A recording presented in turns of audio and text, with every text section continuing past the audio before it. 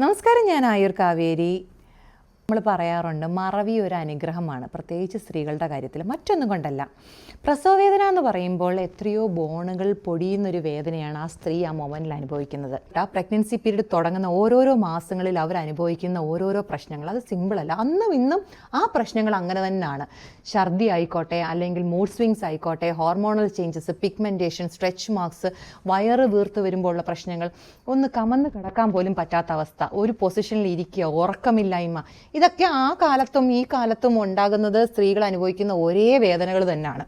പക്ഷേ അതിലൊരു വ്യത്യാസം നമ്മൾ കണ്ടത്, ഇന്നത്തെ കാലത്ത് സ്കാനിങ് ടെക്നോളജി മാറി, എപ്പിഡ്യൂറൽ ഇങ്ങനെയുള്ള കാര്യങ്ങൾ വന്നതോടുകൂടി നമുക്കത് കുറച്ചും കൂടി ഈസി ആക്കിയിട്ടുണ്ട്.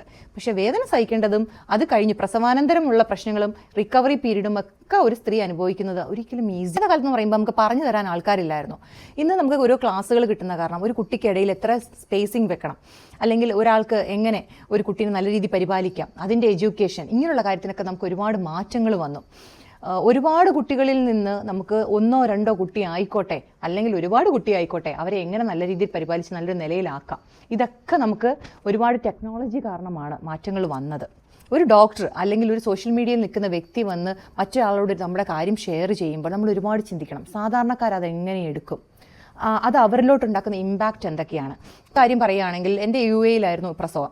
ആദ്യത്തെ പ്രസവം സിസേറിയനായിരുന്നു. നാട്ടിൽ നിന്ന് പറഞ്ഞു കഴിഞ്ഞാൽ അവർ സിസേറിയൻ കഴിഞ്ഞിട്ടുണ്ടോ പിന്നെ ഒരു ചോദ്യമില്ല, അടുത്ത സിസേറിയൻ തന്നെ ഡേറ്റ് എടുക്കുന്നു, സിസേറിയൻ. പക്ഷെ ഇവിടെ അങ്ങനെയല്ല. അടുത്തത് നോർമൽ നോക്കിയതിന് ശേഷം മാത്രമേ സിസേറിനോ അങ്ങനെയുള്ള കാര്യങ്ങളിലോട്ട് പോകത്തുള്ളൂ. എന്തെങ്കിലും കോംപ്ലിക്കേഷൻ ഉണ്ടെങ്കിൽ അത് സിസേറിനായിരിക്കും. എൻ്റെ മൂന്നാമത്തത് ഒരു ചെറിയ കോംപ്ലിക്കേഷൻ ഉണ്ടായിരുന്നു, അത് സിസേറിനായിരുന്നു. നോർമലിന് അവർ ശ്രമിച്ചു, അപ്പോഴത്തേക്ക് മെക്കോണിയം സ്റ്റെയിൻ, നമ്മൾ പറയും മഷി ഇടുക, ആ ഒരു കേസ് ഇമ്മീഡിയറ്റ്ലി പാക്ക് ചെയ്ത് സിസേറിനോട്ടും. അന്നും ഇന്നും വേദനകൾ എന്നും ഒരുപോലെയാണ്. ഒരാൾക്ക് എത്ര കുട്ടികൾ വേണമെന്ന് അവരാണ് തീരുമാനിക്കുന്നത്. എന്നോട് ഒരാൾ ചോദിച്ചു, കുടുംബാസൂത്രണം നിങ്ങളുടെ നാട്ടിലില്ലേ? ഇപ്പോൾ ഒരു 3 കുട്ടി എന്ന് പറയുമ്പോൾ അത് എൻ്റെ ആഗ്രഹം, എനിക്ക് എത്ര കുട്ടി വേണം, എനിക്ക് പരിപാലിക്കാൻ പറ്റുമെങ്കിൽ ഞാൻ ഇനിയും പ്രസവിക്കും, അതെൻ്റെ ഇഷ്ടമാണ്.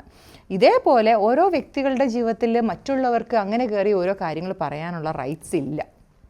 ഇപ്പോൾ വേദനകൾ അതിനുള്ള പ്രിക്കോഷൻസ് എടുക്കാൻ, അവരെ എഡ്യൂക്കേറ്റ് ചെയ്യാൻ, ചിലർ ഭയങ്കര ഡിപ്രഷനിലായി പോകും. പോസ്റ്റ്നേറ്റൽ കെയറിനെ പറ്റി ഒരുപാട് സംസാരിച്ചൊരു വ്യക്തിയാണ് ഞാൻ.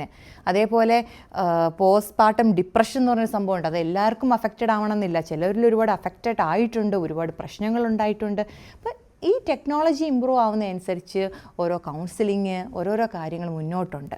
അപ്പോൾ നമ്മളൊരു പബ്ലിക് പ്ലാറ്റ്ഫോമിൽ വന്നൊരു കാര്യം സംസാരിക്കാൻ നേരം ഒരുപാട് ചിന്തിക്കേണ്ടതുണ്ട്.